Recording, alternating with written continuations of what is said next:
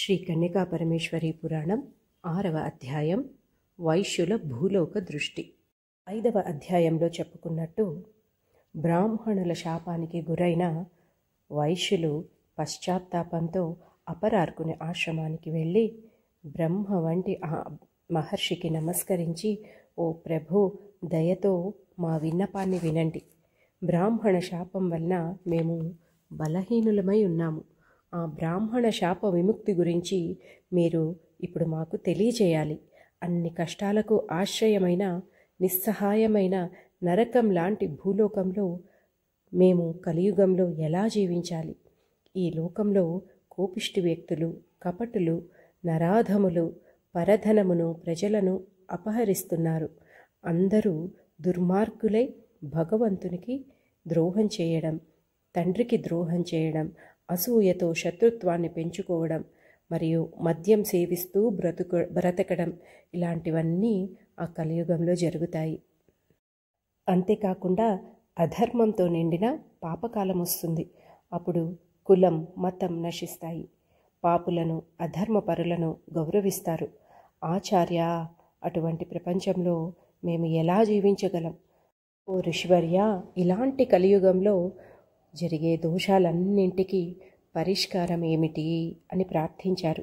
అప్పుడు అపరార్క మహర్షి ఇలా అన్నారు, ఓ ఆర్య, కలియుగంలో సర్వ పాపాలను తీర్చే మార్గాన్ని నేను మీకు చెబుతాను. జపము, యజ్ఞము, తపస్సు, వేద అధ్యయనం, నిష్ఠతో వ్రతాలను మొదలైనవి చేయడం ద్వారా, సరస్సు, బావి, ఉద్యానవనము మొదలైన వాటిని నిర్మించడం ద్వారా, దేవ బ్రాహ్మణ గురువులను పూజించటం ద్వారా, తమ వృత్తితో నీతిగా జీవించడం వలన మీకు మంచి జరుగుతుంది అని చెప్పారు. అప్పుడు ఆ వైశ్యోత్తములు, ఓ ప్రభు, రాత్రి పగళ్ళు సంసార చక్రాన్ని అనుసరించేవారు, అహంకారం అనే అంధకారం నుండి తెలివి లేనివారు, పుణ్యక్షేత్రాలకు దూరంగా ఉండేవారు, భగవంతుని స్వరూపం తెలియనివారు, ధర్మం లేనివారు, బుద్ధిహీనులు, కలియుగంలో అద్భుతమైన దివ్య తేజస్సు గల సుకృతం అనే రత్న శ్రేణిని చూడలేనివారు, మన్మథ ప్రయుక్తమైన విషయభోగము మరియు మద్య వ్యసనము అనే వ్యాధిని కోరుతున్నారు.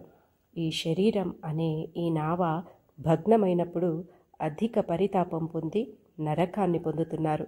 అలాంటి కలియుగంలో మేము ఎలా జీవించగలం?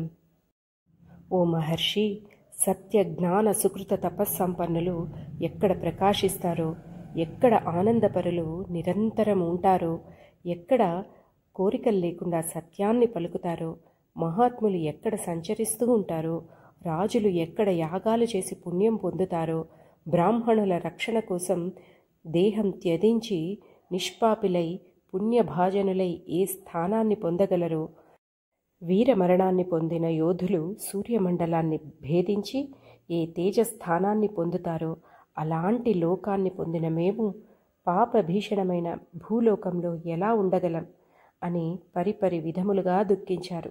గురుదేవుని చరణములను చూస్తూ కూర్చున్నారు. అప్పుడు ఆయన ఇలా అన్నారు, అధర్మం పెరిగినప్పుడు హరిహరులు ఎన్నో అవతారాలతో ధర్మాన్ని నిలబెట్టి రక్షిస్తారు. దశావతారాలు ఎత్తి విష్ణువు సమస్త జగత్తుకు జగదీశ్వరుడయ్యాడు. సుఖప్రదుడైన సర్వోత్తముడైన చంద్రశేఖరుడైన శివుడు పాప వినాశకుడు, భక్తుల భక్తుడు, భక్తుల కోరికలను తీరుస్తాడు. కాబట్టి మీరందరూ కలిసి ఆ హరిహరులను ప్రార్థించండి అని ఆజ్ఞాపించాడు. జై వాసవి. 6వ అధ్యాయం సంపూర్ణం.